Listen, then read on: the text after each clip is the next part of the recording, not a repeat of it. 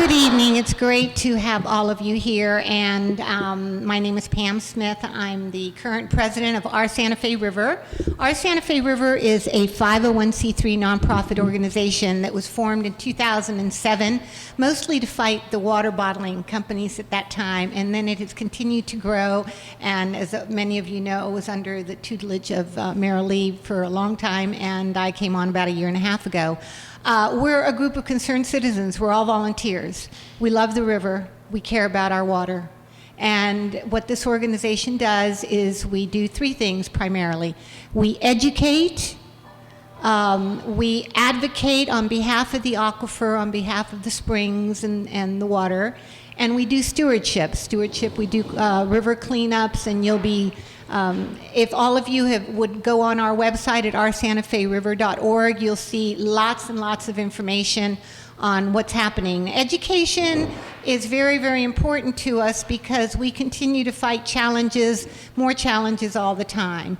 And today we are kicking off our Giving Our River a Voice speaker series, where we will be bringing people to the area to educate in different ways, and we're very lucky to have Jim with us tonight to kick it off, and I'll introduce him in a minute.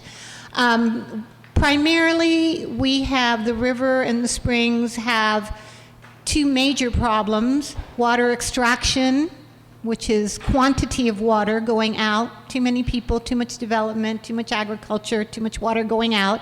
Jim will be teaching us a lot about that tonight. And water quality, too much nitrate pollution going into the river, which negatively affects it as well. Besides those two big areas, we're fighting fronts on different areas. We're fighting the Sable Trail pipeline of natural gas, and lo and behold, we're very disappointed that the last permit was given by the American Corps of Engineers on that this week, but we're still going to fight. We're not going to give up fighting, because if you don't fight, then the squeaky wheel doesn't get the oil, so we need to be squeaky. CAFOs, concentrated animal feed operations over the aquifer, because again, from the leaching of the waste and the pollutants that filter down into the aquifer. Fracking everywhere, because that also does heavy pollutant.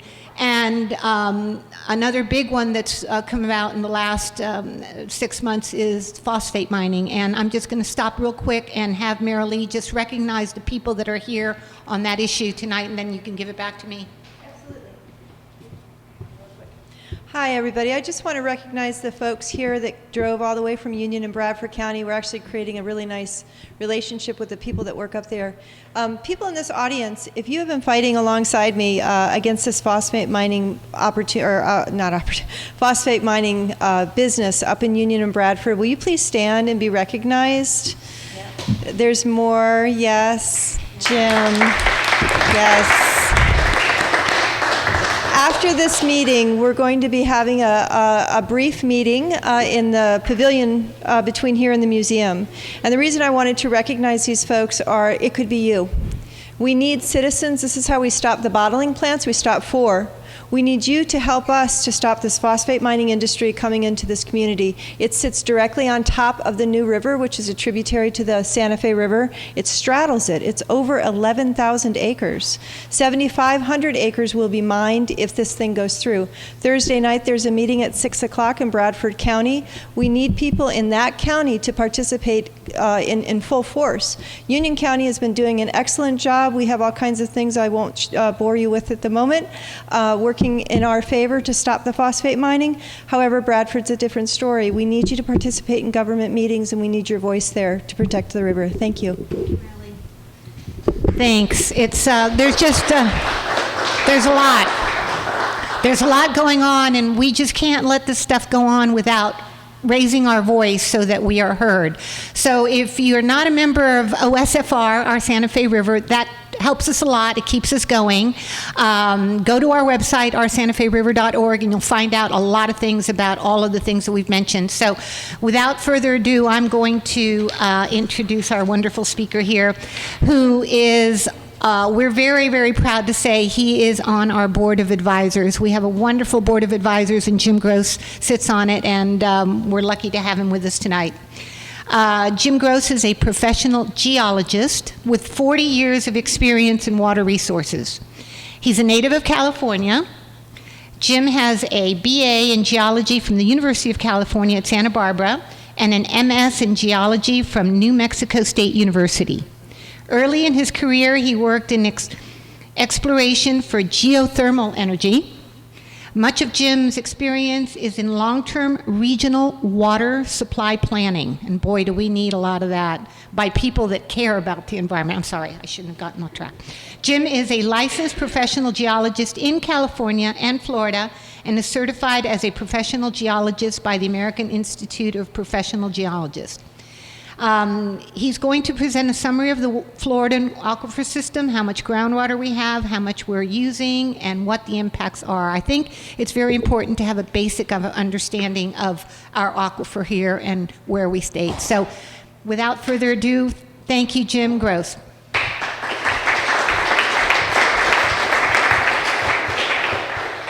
Thank you, Pam and Christina and Marilee for everything you do. It's so good to be here in High Springs. I always love coming to this community.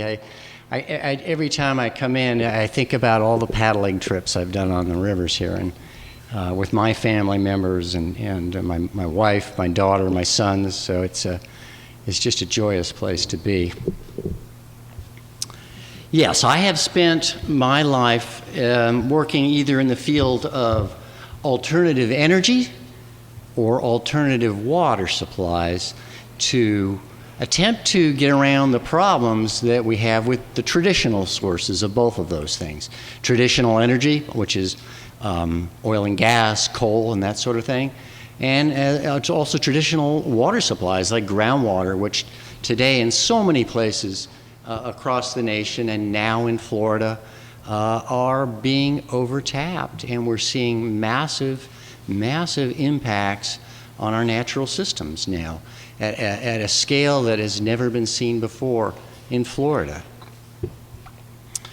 So let's talk about the Floridan Aquifer system a little bit. There are a lot of misconceptions about the Floridan.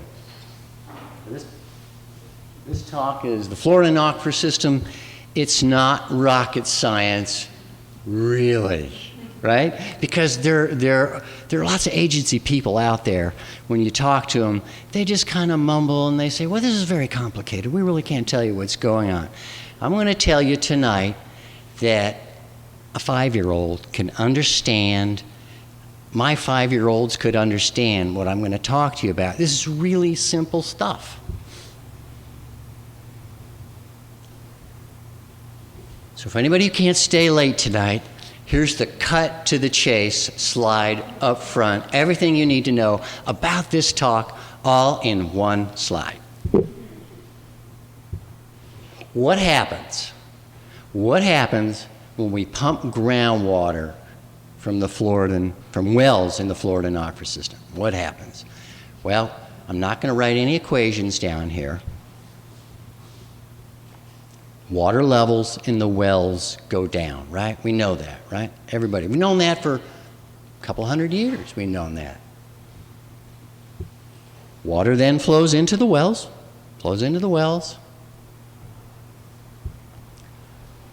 Water levels in the aquifer must drop. There are no exceptions to that. Water levels in the aquifer must drop as a result of the head drop in the wells.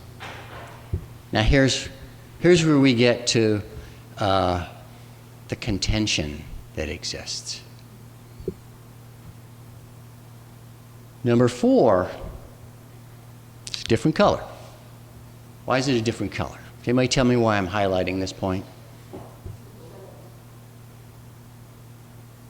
It's because the Water Management District people won't admit to this last one. They'll tell you all kinds of things about what's going on, or they don't know really what's going on. They will not anymore. Now, in a few years ago, we would. I worked for a water management district a few years ago, even as much as a year and a half ago. Discharge of groundwater to natural systems decreases when we pump out of the Floridan Aquifer system. This is not a maybe.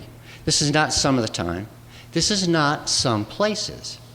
It's everywhere in the Floridan Aquifer system because the Floridan Aquifer system is not like a lake underground. It's like a river. It's flowing. It's a very dynamic flowing system. And so when we take water out of it, it responds more like a river does, right? So you take water out of a river, what happens? There's less water discharging downstream of where our intake is for the pumps, right? Less water.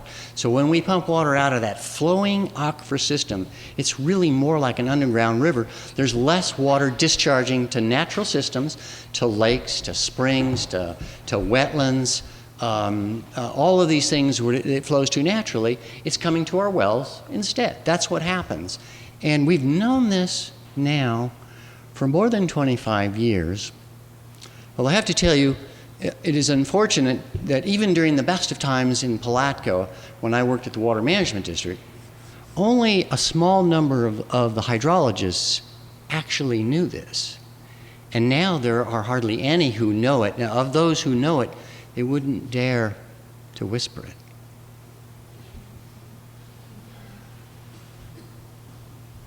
Okay, we're going to talk tonight about the Floridan Aquifer system. Talk a little bit about how much groundwater do we have? You know, how much is there, right? How much can we pump? How much are we taking out now? How big are the withdrawals? And in particular, how big are those withdrawals compared to how much we have available? It's good to know, right? Who's pumping and how much? Lots and lots of misperceptions about that. And just a few words about sustainability, because really, isn't that what it's all about? Isn't that what we're all here about? We're concerned about sustainability. Just a few words about that. It kind of speaks for itself. I like to start a lot of my presentations with this graphic because it really brings home the amount of water that exists on planet Earth, right? Planet Earth. And it's really not that much. It's a small, very finite amount. So looking at this screen, maybe a little hard to see, there's 3 blue spheres kind of hovering over the United States, right? And the biggest sphere, that biggest sphere up there, it represents all water on Earth. Right? This is the U.S. Geological Survey. These people know their business. This is all water on Earth. That's all the water in all the oceans, all the glaciers, ice caps, all the rivers, the lakes, the groundwater, all the water going down deep into the earth, beneath the crust of the earth. There is water down there. All the water in the atmosphere.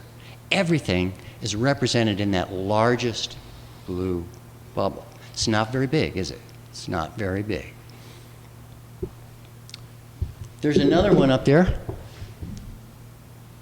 Just a little bit east. Maybe it's over Kentucky or something like that. So that one represents all liquid fresh water on Earth. Not on North America, not in the United States, on Earth. All liquid fresh water. It's much smaller. It's a much smaller sphere. This is the water that we all rely on, is fresh water. Okay? It's fresh water. Salt water, we can use it for a few things like cooling our power plants, right? We use it for that. We can't use it for too much of anything else unless we're willing to spend a lot of money taking the salt out. So that's everything that's liquid fresh water. And a little tiny, tiny blue sphere, you probably can't even see it. It's over Atlanta. It's like looks like a speck up there. That's all fresh water in lakes and rivers across the entire Earth. All of it. Water is a very finite resource on the planet. Why would we expect it to be infinite just because we're in Florida, where so many people have thought of it as being infinite? And at one time, maybe in the late 1800s, early 1900s, it looked infinite to us when people first settled into Florida. It's not. All right, we're going to talk first about the Floridan Aquifer system. I want to talk about just a couple of terms real quickly. What's an aquifer and what's an aquifer system? Some people have never heard of the term aquifer system. It's really only a matter of scale.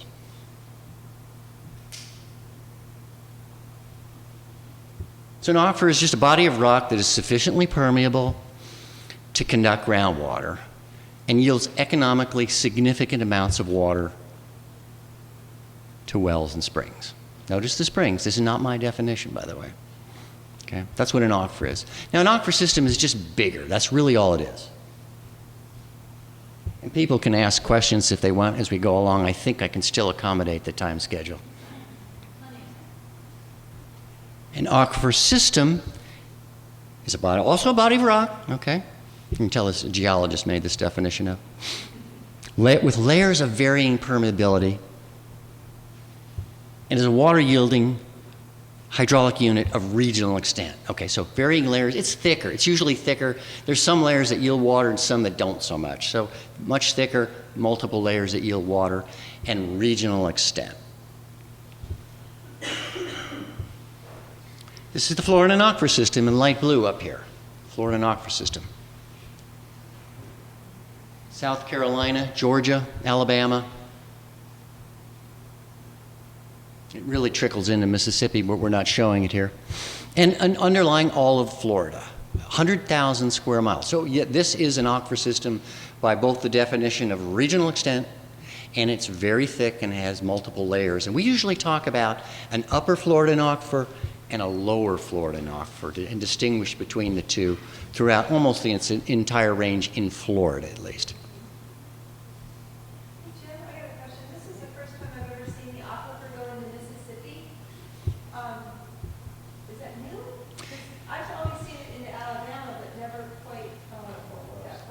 Yeah, actually, it's not showing at Mississippi here on this map.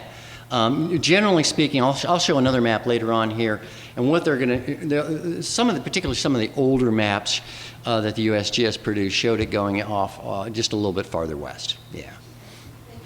There's not a lot of difference here between this extent and the earlier. That all that water is connected, though. I mean, that's like one body of water. Is that what you're trying to kind of? I'm going to tell you that, and I'm more familiar with it in Florida, that it's pretty darn well connected everywhere in Florida. In fact, it has permeabilities, which the geoscientists call transmissivities, which embodies a couple of dimensions of space, that are orders of magnitude, many orders of magnitude higher than most aquifers. Most aquifers. Now, the Floridan Aquifer system, and this is an older map, this is from 1980. The USGS is doing studies today, and that's where that recent map, the previous one, came from, published I think just a year ago. This one is from the 1980s work. This looks at the total dissolved solids, an indicator of salinity in the groundwater in the Floridan, right? And this is the upper Floridan Aquifer, not the lower. The lower is much saltier. Okay. The upper is the fresher part because it's closer to where groundwater is recharged from above from rainfall. So you can see on this map there's shades of blue here. Only the lightest two shades of blue, and you don't need to necessarily read the digits here, are really considered water you can drink, right? So the darker two shades of blue is stuff that you couldn't and shouldn't at least drink the way it comes because it's too salty, right? So you can see there's actually a relatively narrower band of fresh water in the upper Floridan Aquifer, and it doesn't extend all the way to the southern peninsula, right? It goes down to about Lake Okeechobee, and that's it. So the aquifer is finite, and the fresh water is even more finite. Jim? Yeah. That's a relatively old map. Yeah. Oh yeah, there's some very good ones. They're not markedly different, except for now in the latest publication that was published in 2015 by the USGS. Now they have much greater data on the salinity in the lower Floridan because we've had, 25 years or more of data collection, deeper drilling wells, monitoring. Yeah, so we now have a good idea about the salinity in the lower Floridan Aquifer. But this is just for the upper Floridan. It wouldn't be a lot different than this, for 20, but it's different. It's probably a little saltier today than it was in 1980.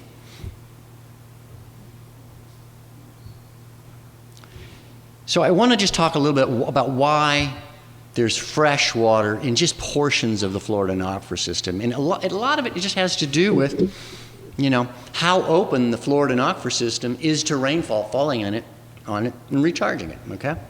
So over much of Florida, the Floridan Aquifer system's all covered up. It's all covered up by up to several hundred feet of sediments that are relatively impermeable, all right? Relatively impermeable. So in South Florida, they could be like 400, 500, 600 feet more thick of these clays and fine-grade sediments that cover it up, and there's not a lot of flow either direction. It's a discharge zone in South Florida. But in North Florida, we see just the opposite. We see portions of the Floridan Aquifer system are exposed at the surface.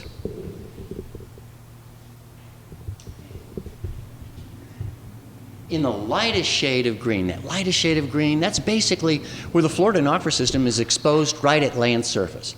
Now, we may not recognize the rock when we walk on it because it's decomposed, it's chemically weathered into a limestone soil, and we don't see it as rock per se, but it's basically there. It's just a few feet below the surface, beneath a rocky soil, right? The next shade up of green, darker green, that's like up to like maybe 100 feet of coverage of sediments on top of the Florida. So it is what the hydrologists call sort of thinly confined. Water can move back and forth from the surface in and out of the Florida relatively easier there. And then the darkest green is where it's covered up very thickly and there's not a lot of movement. So in North Florida, all in these areas in here, especially on the west, but also Volusia County. Look at Volusia County here.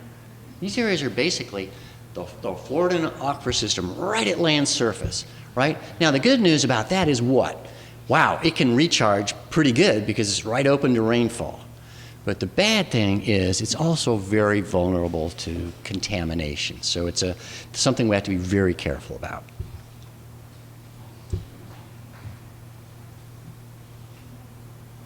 This is just a blow up of that same slide. And we're right where that cross and circle is right now. So we're in an area right here in town, where basically the Floridan Aquifer system is unconfined. It's open to rainfall, recharging it very easily. Okay, let's talk about how much groundwater do we have. And by this I mean, how much groundwater do we have in the Floridan Aquifer system? Now, there's a lot of other aquifers in Florida. I'm not going to talk about them too much tonight. I'll just barely refer to them in a later slide. We'll talk about how much is available in the Floridan Aquifer system. Now, people, once again, tend to think that the answer has something to do with, like, a volume. Okay, is it a billion gallons? Is it a trillion gallons? And the answer really is, just as I had indicated earlier, when we talk about how much is available, we're addressing what? We're addressing fresh, but we're addressing what might be the upper limits of how much we should take out and still be sustainable, right? We'll talk about what the words... That's a factor, how fast it recharges. That's very true. Absolutely. We're going to give hang numbers on that. So it turns out that volume affects it a little bit, the sustainability. But it's not the key factor. Remember, we're talking about a river here. It's flow. It's flow through the aquifer system. That's the key factor for sustainability in the Floridan aquifer system. Because remember, when we pump water out, less water is discharging to what? To natural systems, right? And in today's world, most people, at least today, not everywhere in Florida, are worried about protecting natural systems. Now, in a few areas, even long ago, there's another thing that's issue, and that's fresh water for people, because we're pumping up salt water. Even the water supplies to people are being imperiled and have been imperiled in different parts of Florida now for long periods of time. So we learned a lot about the Floridan Aquifer system from what was the largest study of its kind probably to date, undertaken right around the beginning of the 1980s, much of the field work done in the late 1980s, and all the reports generated from like about 1989, 90, and 91, all right? This was done by the U.S. Geological Survey, which means what? The feds were involved, but who are you going to trust more? Water management district weren't. Now it is. These are people who study rocks and sediments, not water. The U.S. Geological Survey is not a regulatory agency. They're just a scientific house that's charged with a lot of things, but basically reporting on the status of resources to the federal government, right? So they threw a lot of money at this to characterize the status of Florida's groundwater resources. The answer, whatever answer came out of it, was irrelevant to them. Right? It's sort of irrelevant. And so, but it's a testimony to how well the water management districts worked back then. There was actually a lot of consensus about what came out of this work, this 10-year effort that probably cost, I would say, upwards of $10 million or more over this decade of work that was done. Very good work. Lots of work here. Geology, aquifers, water quality. They quantified withdrawals, and in an era before actually it was being done by the water management districts. And they did some very interesting flow modeling that told us how the Floridan aquifer system behaves. We didn't know that before this. I have a question for you. Yeah. And you may not be able to opinion this, but what about all the concrete that we're pouring down as a result of sinkhole formations to save our properties, to save buildings, what have you? Would that divert flow? Pouring what down the single? Concrete? In theory, yes. But on the scale of the Floridan aquifer system, it would be very small. Yeah, yeah. And it wouldn't have a large impact on the flow in the system. It would have the potential, in theory, to change heads. In theory, you could actually see heads come up a little bit. If you could actually impact by lowering the permeability, heads would come up a little bit.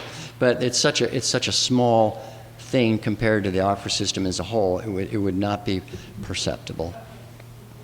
And there are other things that get into the groundwater you got to worry about. You know about some of those, yeah.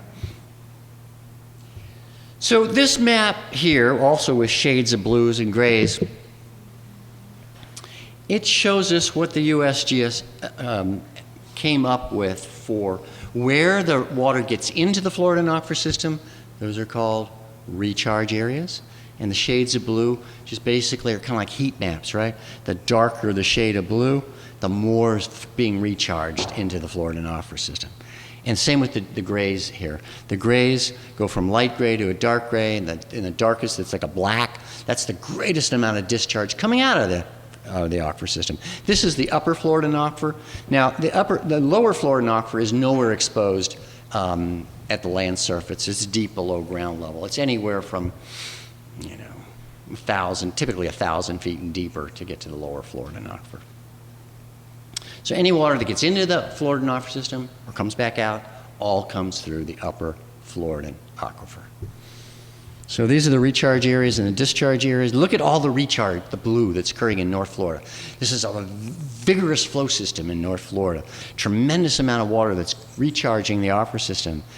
This is what sustains our rivers, our springs, our lakes across all of North Florida.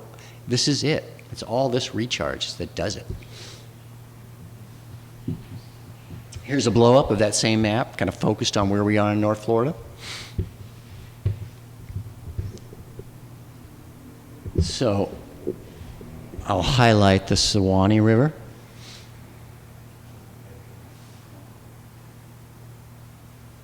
And to its north are the Withlacoochee and the Alapaha, Withlacoochee to the west, and Alapaha to the east, if I'm not mixing them up. Always remember, Withlacoochee west of the Alapo. Withlacoochee. Right? Look at the colors of the rivers. They're gray, right? What does that mean? It means it's discharging. These are vigorous discharge areas. These rivers are vigorous discharge areas from the recharge that is occurring on all sides around it. These river systems are tremendous, vigorous groundwater discharge areas from the Floridan Aquifer system. I was at a meeting with the executive director of the water management district I used to work for, and he was saying, I don't get it. Why would pulling water out of these rivers, or why would pulling groundwater out of the ground affect these rivers? That's what he asked. He asked that question. Now, for this guy who's a lawyer, he spent his entire career in the business sector, for the most part, a little bit as a government attorney. I can understand that. His senior managers agreed with him. These people had spent their careers in the agency. They should have known how these systems work. If they did, they weren't telling him the truth. But if they didn't, they weren't qualified to have their jobs.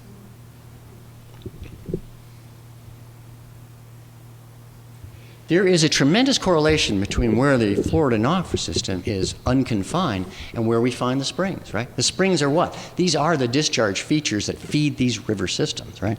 So you can see on the left that same confinement map I showed, and alongside it to the right are some, not all, some of the springs in the northern to actually partially southern peninsula on the west coast from the Florida Geological Survey database. See, it's not all of them, but it's a good spatial correlation. You can see springs occur where there's a tremendous amount of recharge, where there's good connection between the Floridan Aquifer system and the land surface, and that's where they all occur.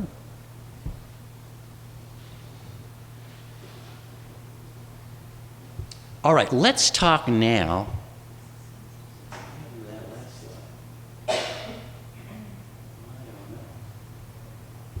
It's okay, though. We got kind of lost our animation here. It's not going the way it's supposed to. So let's just put it all up.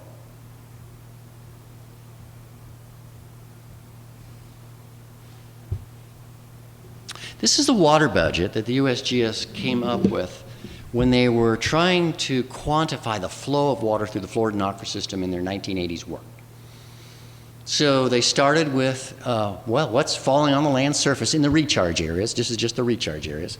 So it's the pre-development. This is what they call pre-development, which means, think of this as around 1880, before the first wells tapped the Floridan Aquifer system. The first wells started tapping the Floridan Aquifer system in Jacksonville and up in South Carolina. But they weren't actually drilled until the 1880s. So in 1880, this represents basically the pre-development water budget. So 53 inches was the estimate for rainfall. Some people have mentioned to me they don't think that's what we get anymore. We could talk about that till the cows come home, but this is what's in the report. So that's 100% of the water that's going to be available to talk about for recharge, the rainfall. But it's not all going to be recharge here. So the next bar, 36 inches per year. These are inches per year, right? 36 inches per year. That 68% of it is, gosh, we just had all kinds of terrible things going on with this slide. That's supposed to say evapotranspiration down there. In translating this from a Macintosh file to a Windows file, we lost a little bit of the impact. So about 2/3 of the water doesn't get below the root zone of plants. It either evaporates or it's transpired by plants and trees. 36 inches. 12 inches per year, or about 23%, is runoff, right? So, sometimes it rains so hard that, even if it's a recharge area, it just flows off into the nearest river and it's gone, right? It goes wherever it's going. It's not going into the aquifer. 23%. What we're left with is 5 inches a year, or 9%. That represents what their estimate of the average recharge over the recharge area of the Floridan Aquifer system, its entire extent. Its entire extent, not just Florida. Remember that.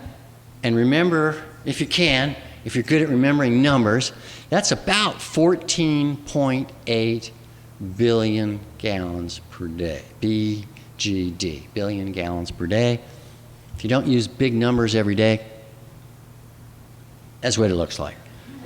14,800,000,000 gallons per day. That's what that number looks like. It's a big number, so there's a lot of recharge that goes on. Now let's talk about withdrawals, because ultimately we want to go, how much do these stack up against each other? So I'm going to cite some more recent data now, and this comes from a report that was published in 2014, also from our good friends at the U.S. Geological Survey, who don't have, stake in the outcome, right? It's, they report the best data they can. So it's good the USGS does this. This is water use data for the year 2010. They've been doing this for over 30 years. They have been compiling water use from all 5 water management districts all around the state, compiling it and synthesizing it into a single report to talk about withdrawals of water, how they're changing through time, where it's being used, for what uses. And we have data going back, I think, into the early 80s now of these reports that come out every 5 years. They don't come out every year. They come out every 5 years. But they're wonderful. They're wonderful reports, and the state of Florida doesn't want to fund them anymore. I talked with Rich Morella just about this. He's the author of this report. He says, I don't know what's going on, Jim, but they won't even cooperate with us. They won't give us a penny. All it takes is a penny. Just a penny, and it's a cooperative project with the state, right? They won't do that. I don't think they want to know, folks. I don't think they want to know. Okay, so what we're going to do is we're going to break this down, this total withdrawals down sort of systematically, so we can sort of like parcel out and focus on what we want to focus on. So I'm going to divide total withdrawals into saline and fresh. And as I tell people over and over again, saline water in a place like Florida is not a especially constrained resource, right? We're surrounded by it, and on all sides, salt water. There are some problems with salt water in some of our coastal systems. Typically, it's not because we're overdrawing the saline water, but because we are flushing polluted fresh water into them, right? That's kind of what we're doing. Wasting, by the way, that fresh water from where it's supposed to be going. We're going to focus here on fresh water, the water that's very constrained. And I take that and I'll break it into surface water and groundwater, because groundwater, once again, is the more heavily used and constrained resource. It is the one that where our withdrawals are having heavy impacts all around the state of Florida, our withdrawals. Not so much surface water. There is some surface water being used. It's on a much more limited basis, and we're not seeing regional impacts. Local impacts maybe in some places, but not regional. And then we'll split that out and focus on the Floridan Aquifer system.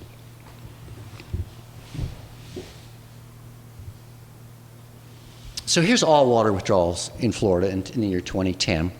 And gosh, it distorted that too. I've never seen it do this before. 6.4 billion gallons a day is the blue number. 6.4 billion gallons a day is fresh. That's how much we pull of fresh water out of all sources in Florida. All sources, not just the Floridan Aquifer system. 6.4 billion gallons a day. 8.6 billion gallons a day is saline water. That saline water is mostly from coastal sources. It is mostly, almost entirely, for cooling water for electric power generation. Almost entirely. Right? I have a few more words I'm going to say about that in a second.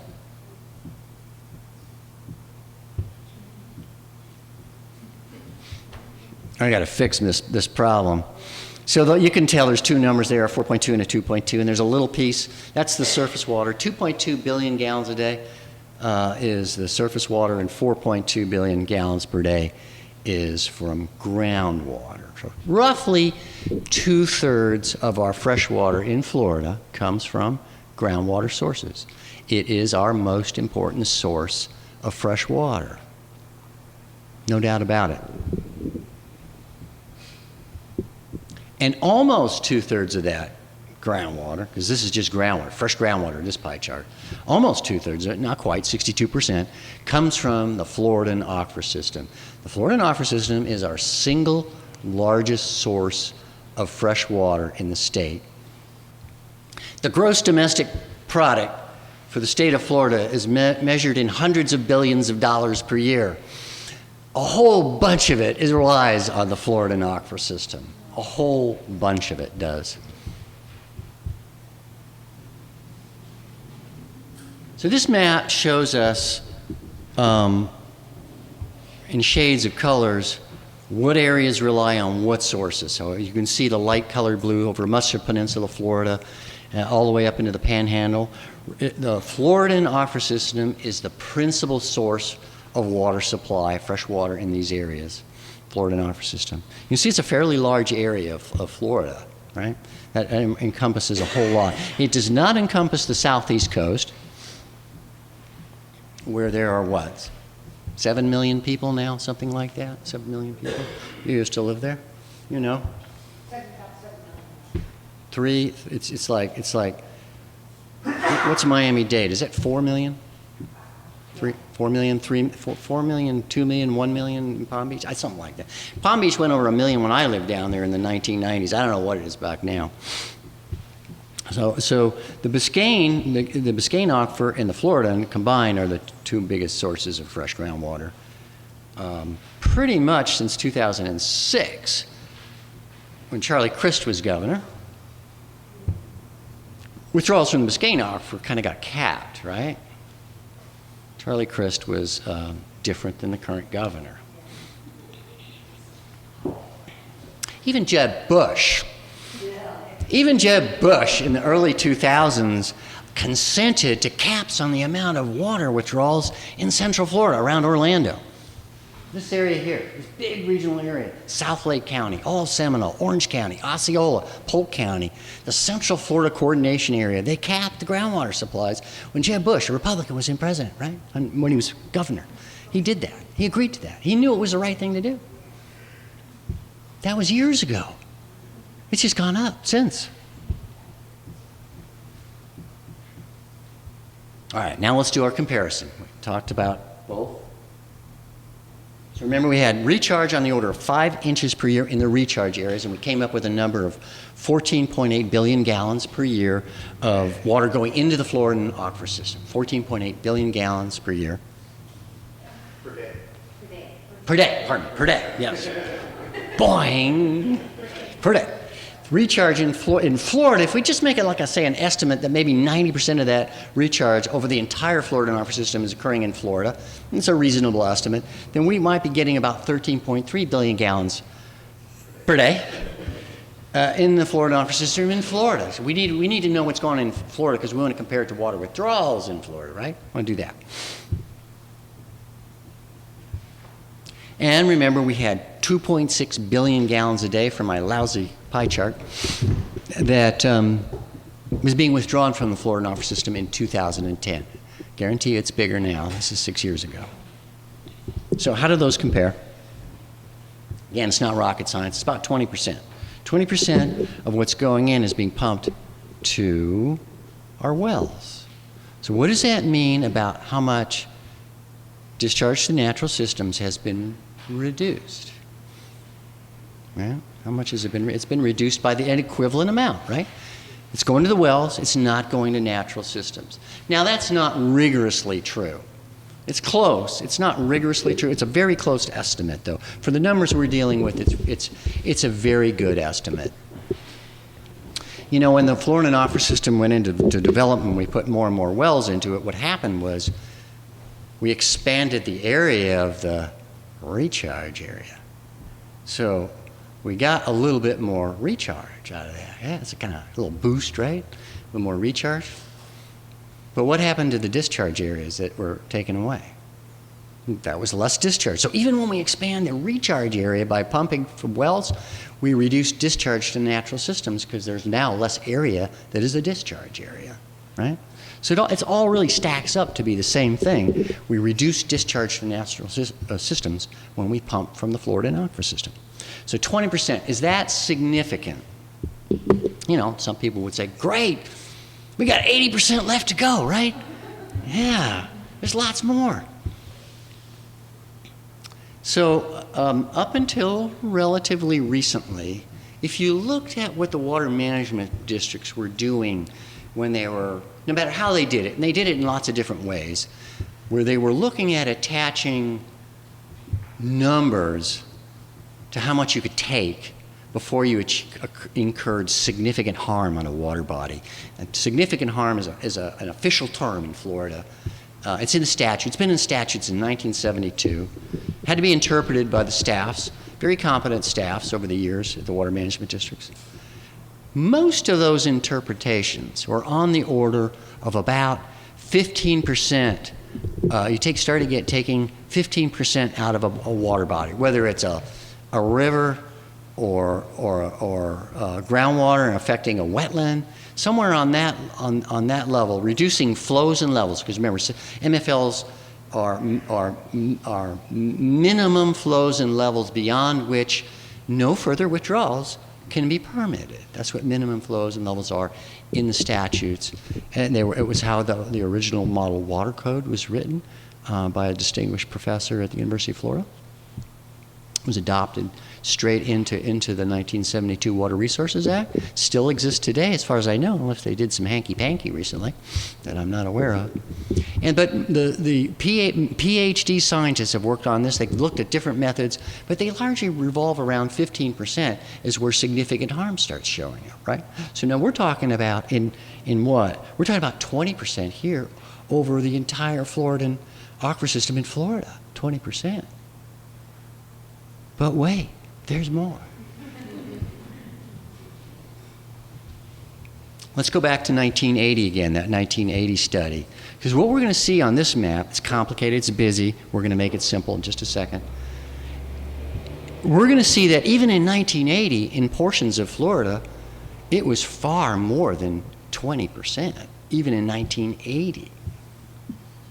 So this map is a bunch of pie charts that break each pie into three pieces that talk about how water discharges from the upper Floridan aquifer. Remember, the upper Floridan aquifer is on top. That's where it discharges from. So if we look at just the big pie chart on the far right, this is for the aquifer system as a whole, all throughout its entire extent, right? So the light blue color is discharge to springs and rivers, and about 3/4 of that pie, or 75%, was going to springs and rivers in 1980, right? And about 17% across the entire Floridan aquifer system was going to pumping to our wells in 1980, right? And then this term diffuse leakage is kind of a different thing. We can't measure this, but we know it happens. So in many areas, the discharge from the Floridan aquifer system is coming up diffusely into wetlands and swamps and things, right? We can't measure it per se. We can estimate it through techniques that look at evapotranspiration rates, absent rainfall and that sort of thing. But where we get the best estimates from it actually are from flow models. We get this from calibrated groundwater flow models to see what the flux is coming out of the ground through evapotranspiration. And so they did that, and they came up with numbers around 8% diffuse leakage throughout the entire aquifer system. But now let's look at Central Florida, ground zero. It's a little hard to see these numbers, but the pumping one in 1980 is a bigger slice of the pie in both the western and eastern portions of Central Florida. So we got a west central portion, we got an east central portion. All right? That line down the middle doesn't mean anything. There's no barrier between them. This is an arbitrarily drawn line. I could talk to you about how it was drawn, but we don't need to know. Okay? 31% of the water was discharging to our wells in 1980, right? So that's more than 20%, isn't it? And it's twice 15% that many MFLs are predicated upon. And this is across these whole areas that are bounded by these black lines, right? So, again, this is 1980. You're going to want to know, what about today, Jim? What is it today? Yes? What's happening up there in Georgia, where it's under the pathway that's going pumping? Up here? So it's hard to see, but 44% is going to springs and rivers. Now, these pie charts that are smaller and bigger are representative of how much is going on there, right? Look at how big the one in the Suwannee is. That's the biggest. That's because the Floridan Aquifer system is open to the air, and it's being recharged like crazy, and it's discharging like crazy. It's got the biggest circle. These circles are a little smaller up here and over here. Less flow going on. This has got the biggest. That is our largest stock of freshwater flows. But yeah, that's 44% going to springs and rivers up there in South Georgia. There's a sliver I can't read that's going to diffuse leakage, and about 62% is going to pumping up in South Georgia because they rely almost entirely on the Floridan Aquifer system. Yeah. That includes Jacksonville. That's just not Georgia, that's Jacksonville. Yes, I'm sorry. Yes, that includes everything north of this line and then along here. So Jacksonville's in there. So yeah, that's that whole piece up there. Yeah. Yeah, absolutely. Good point.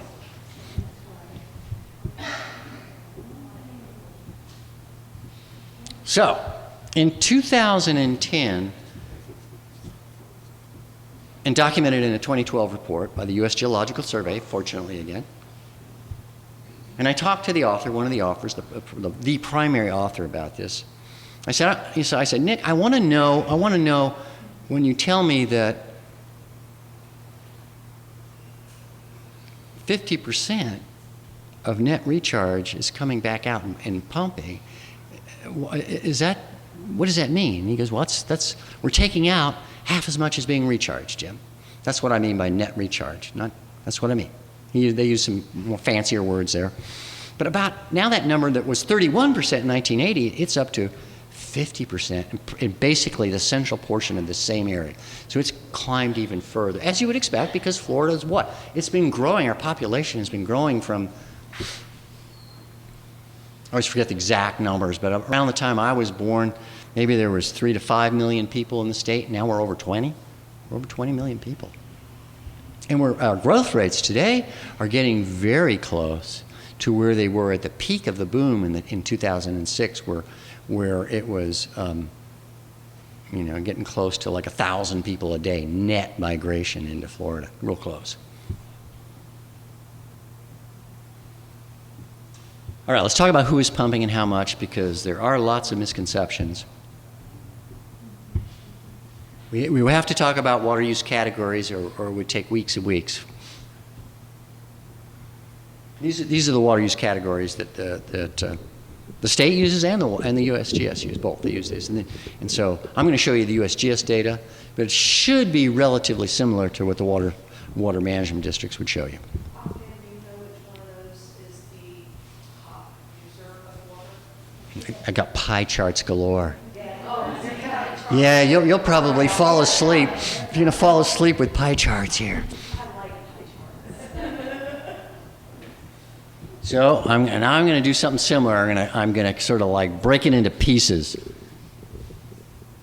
Another one that just didn't come out. Let's try it again. All right, there we go. Total water use, we'll break it up into saline and fresh. Again, saline, not a big deal. Let's not worry about it tonight. And then we're going to look at fresh groundwater use. Okay, so that's a real simple breakdown. Here's total fresh and saline water use in 2010. These are uses. Now, this doesn't say anything about whether it's surface water, groundwater. It just says it's fresh and it's saline, and these are the uses. So you see that orange part, that's 61%. Boy, those numbers actually came out good. 61% is for power generation. It's cooling water. Now, almost all of that's saline water, and almost everything else isn't, right? Almost everything else. There's a little bit of fresh water being used for cooling water for power generation, and a bunch more being proposed in places where it shouldn't happen. Now let's just look at freshwater use, and you can see that power, that orange, these are the same colors. Orange is the power generation, drops to 10% from what was close to 2/3.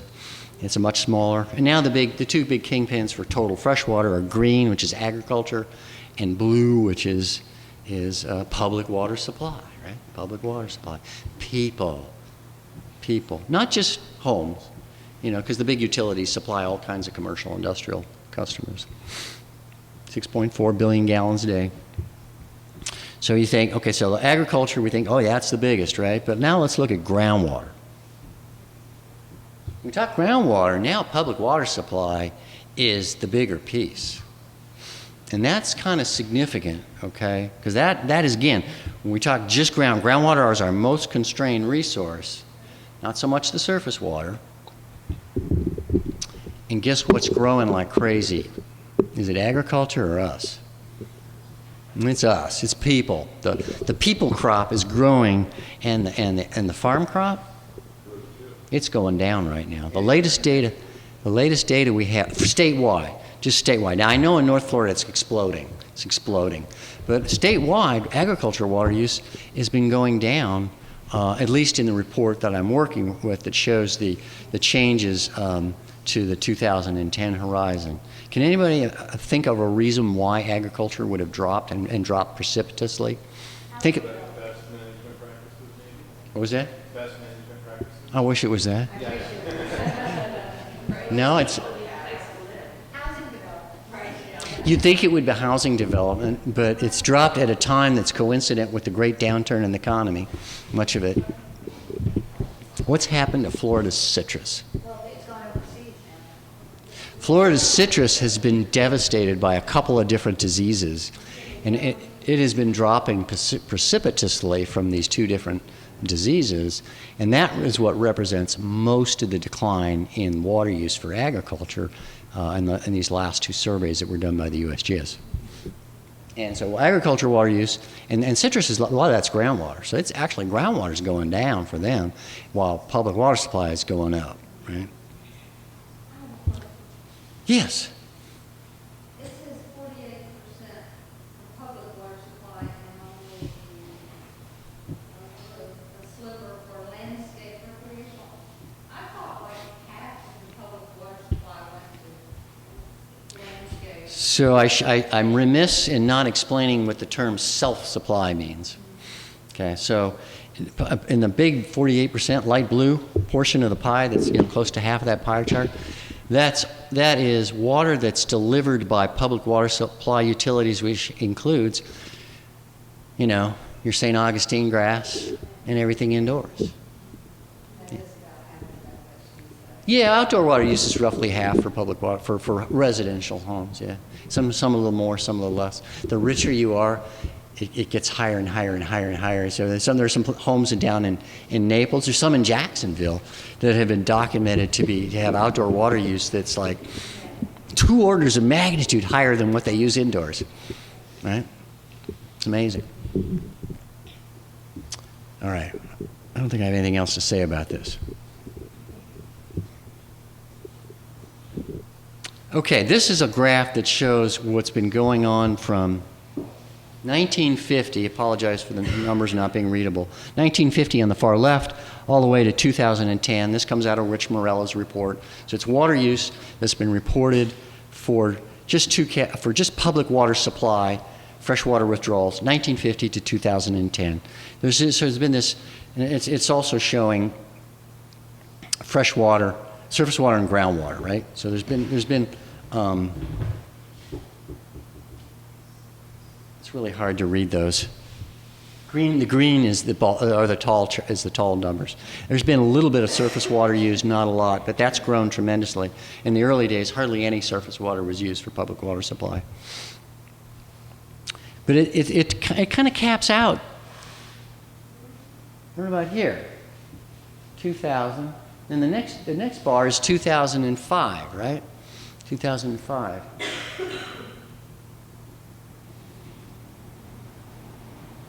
I'm not sure I can explain that, but I believe, yes. Can you just explain, when you say surface water, are you talking about pumping water out of a lake?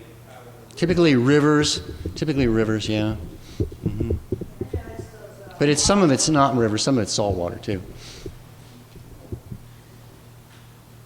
I was just joking that it's the water bottling plants that y'all shut down. Oh, you know, I didn't talk about the water. Oh, I should have mentioned the water bottle. If we tried to put bottled water on one of those pie charts, theoretically you could do it, but you couldn't see it. You couldn't see it. It's too small. Yeah, it's way too small. So I think that this sort of like capping out here actually really does represent sort of a plateauing off of water demands related to increased amounts of conservation. I think that's true. I'll buy that, and so will Rich Morella, who's the author of that report. In 2010, we see a number that's really lower.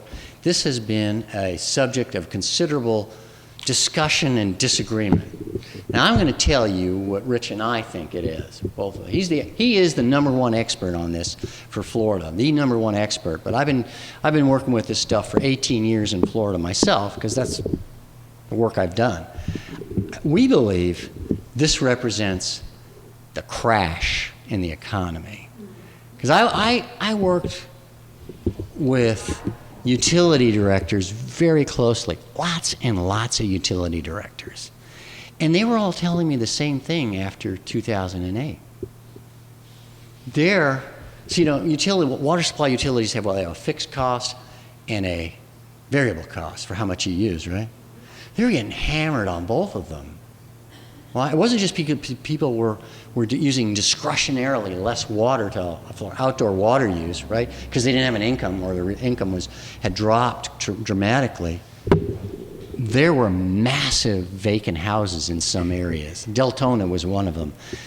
That utility almost didn't survive their debt obligations at that time. I worked very closely with Deltona. They were in big trouble. They had to raise rates, and you know, when elected officials have to raise rates on water to survive, that is either a very foolhardy thing to do, or it's just biting the bullet, and you got to do it because you got to survive. They did. I think that's what happened. I don't believe this is going to be seen, even if we get the state to cooperate with the USGS and produce the next update of this report. Rich Morella doesn't believe it. He's gone around the state saying this, and he's immune from getting fired because he works for the USGS. He didn't think that's going to happen, but a lot of the people now who are in charge of the water management districts are saying, they're saying, problems have been solved. Our water use per capita is going down. It's just going to keep going down into the futures. There's nothing to worry about. We don't need to do anything else. Yeah, we don't need to do anything else.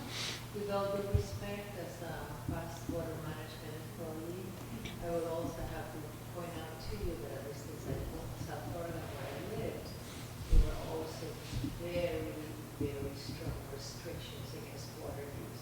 Oh, yes. Homeowners Association bill went from $85 to $265. Yes. Without having a payroll or no cutting of the grass or anything else, it was just to pay for water because of the fixed cost of water, but we weren't allowed to use it, so. Yeah. It is from that part of the woods. Yeah. Where were you living?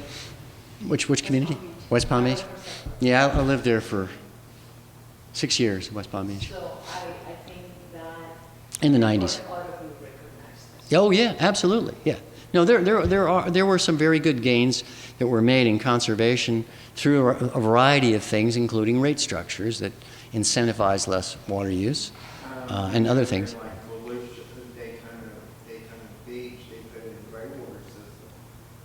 The city put in a gray water system. They had the entire town with gray water.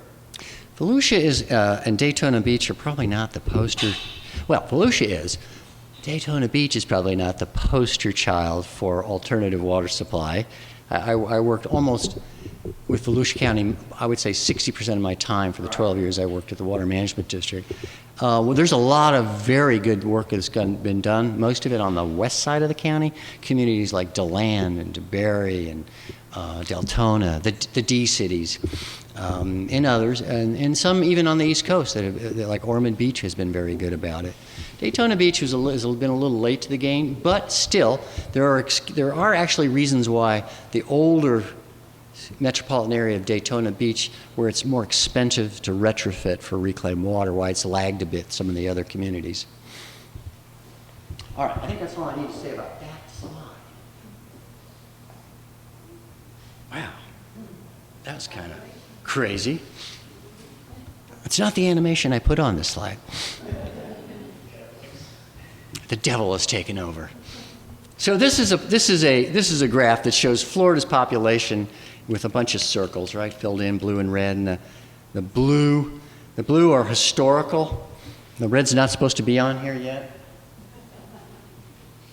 That blue line, horizontal line, represents 20 million people. Somewhere around January maybe of this year, we crossed 20 million in Florida as our population. So maybe, we could be 400,000 past that now, but at the rate we've been going. Damn, that is weird. Here's where we're going. At this growth rate, these are actually state numbers for population projection. This is one of the agencies, I forgot the exact name of it, that serves the legislature. 26.1 million in 2040. If there's anything I would say about that number, it does not err on the low side now based on the increased growth we've been seeing. So 26.1 million in 2040, so that's what, 24 years into the future? So Florida's water management districts are charged to plan for 20 years into the future. This is basically the planning horizon for where we are today for Florida's water management districts. All right? This is what I did for 18 years in Florida.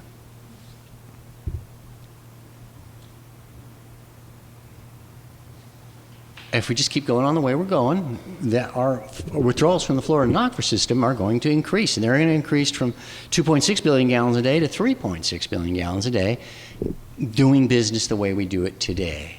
And that's just the way it will be, folks. I'm going to tell you we probably shouldn't do that. That's probably not something we should be doing.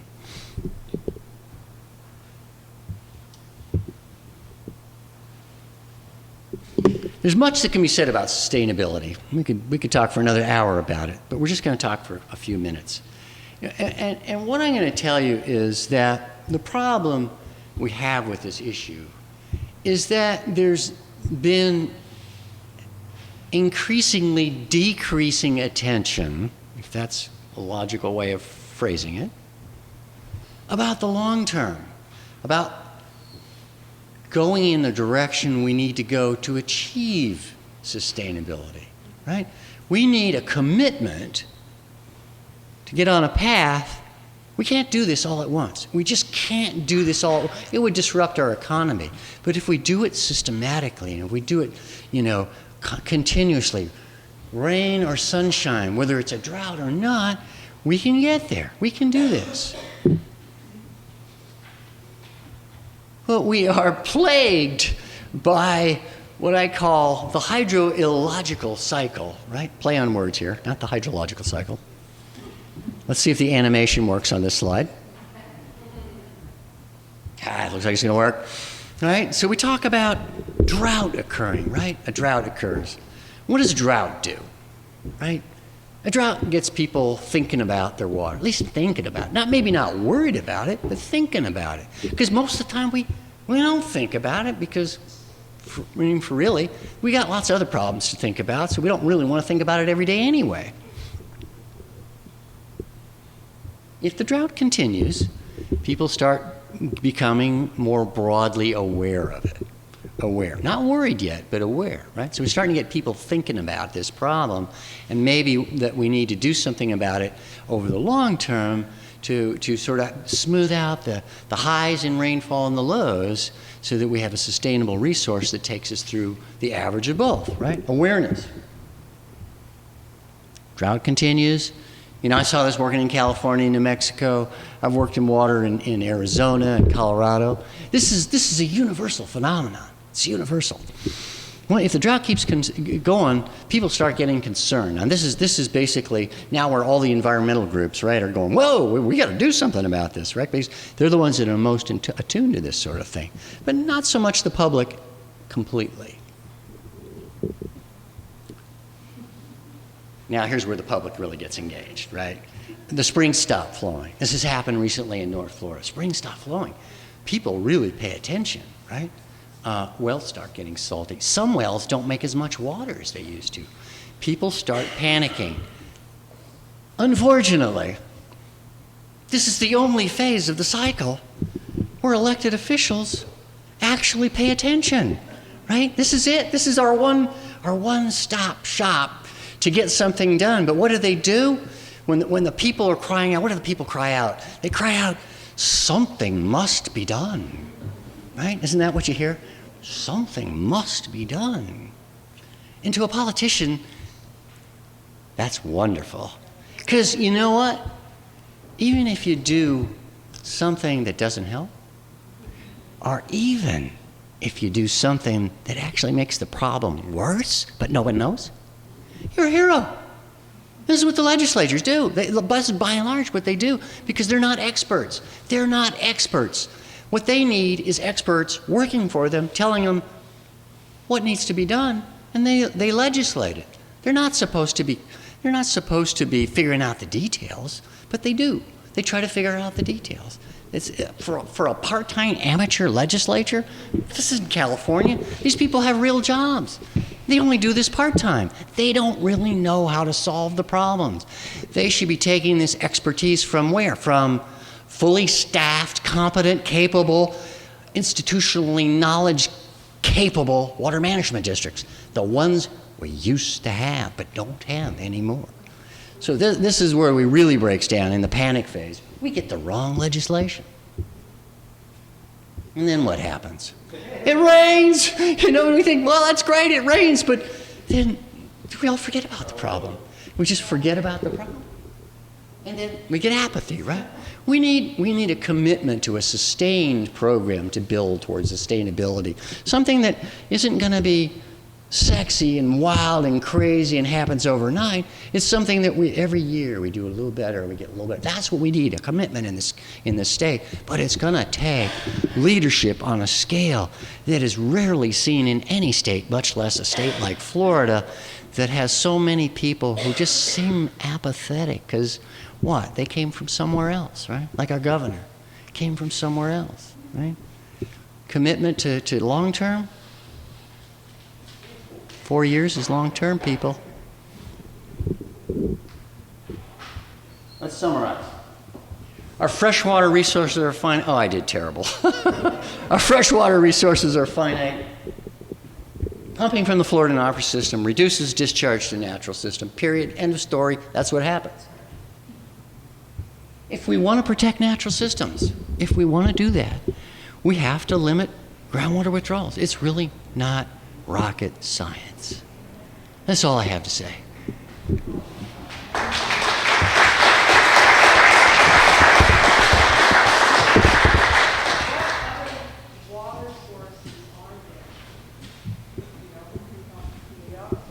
Yeah, that's a fair question.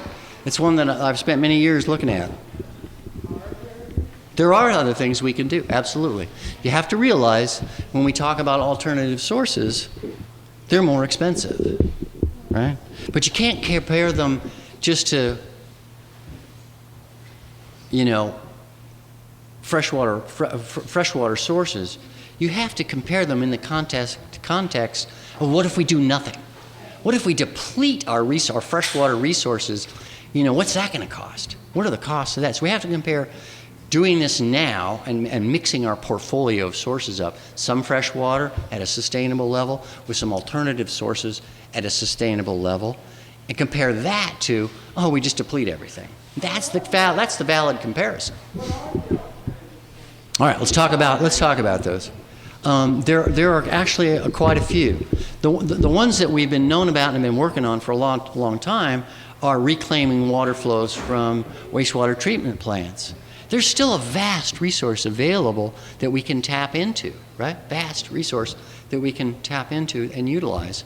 We have the technology today to make absolutely fresh drinking water out of wastewater for far less cost than making it out of seawater.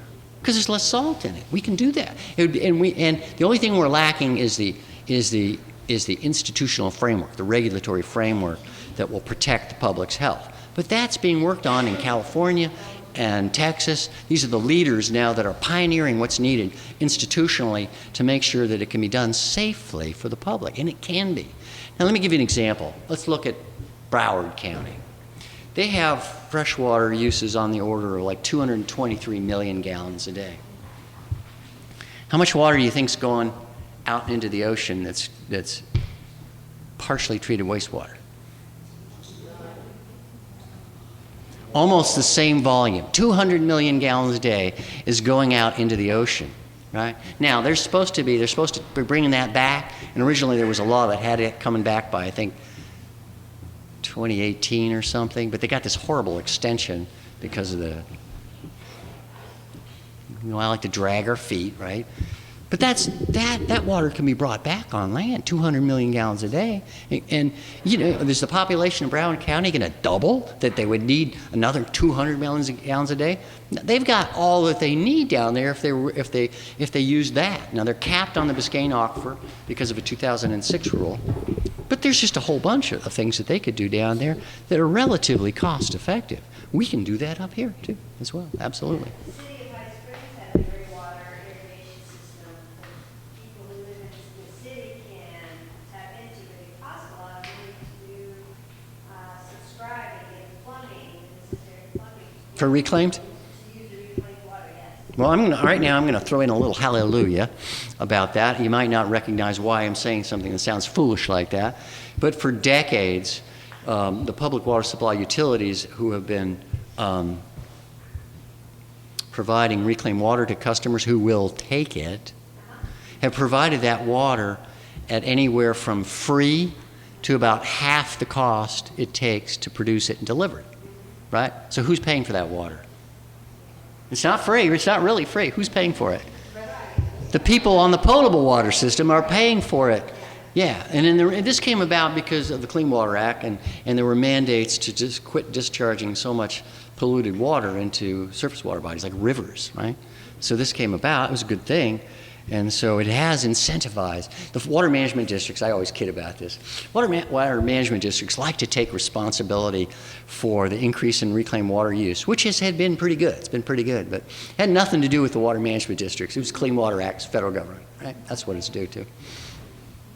The utilities had to do it, and the water management districts sort of guided them in the right direction and threw some money at them, and that's good. Those are good things. Yes. I may know the answer partly, but why in this day and age are there still free-flowing wells 24/7? I can answer that question because I was affiliated with those programs. I was affiliated with that program at St. John's River Water Management District. And the answer is because they were no longer considered to be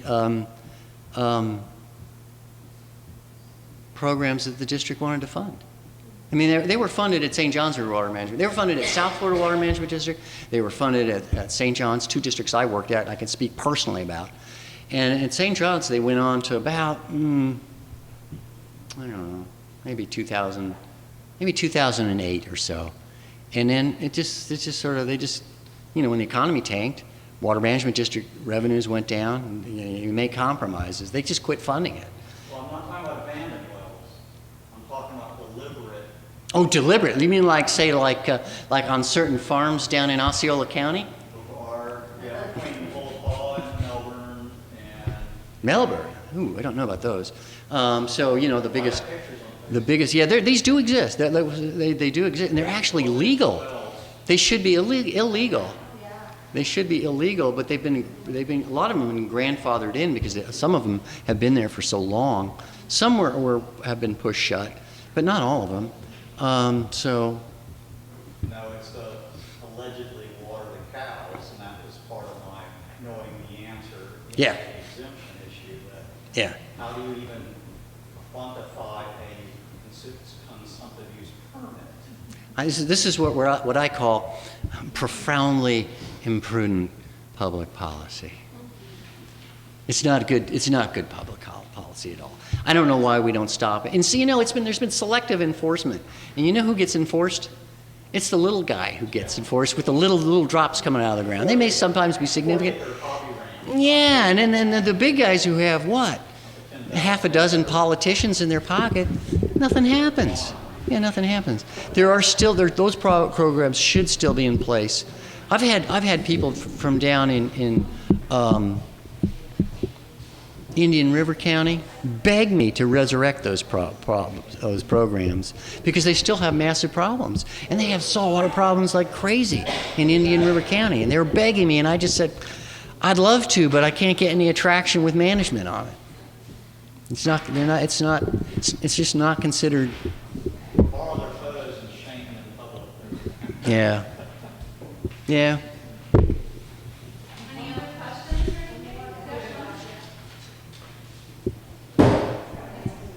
Thank you so much for a very nice, easy to understand presentation. I'm just curious what your thoughts might be about something that people have done for many, many years, and it still works in many of the islands in the Caribbean, and certainly the Australians have perfected it, which is to harvest water from the rain. Sure. Because it seems to me that if you're talking about 36% of the rainfall evaporating, and we're not able to capture it, could that help? And what are your thoughts about that in terms of communities and building codes, et cetera? As far as I know, I'm the only person in Florida who actually commissioned a study on that, working for a water management district. And I had a consultant who was working for me who had the time, and I commissioned him to do a yield analysis for rainwater harvesting on residential and commercial applications.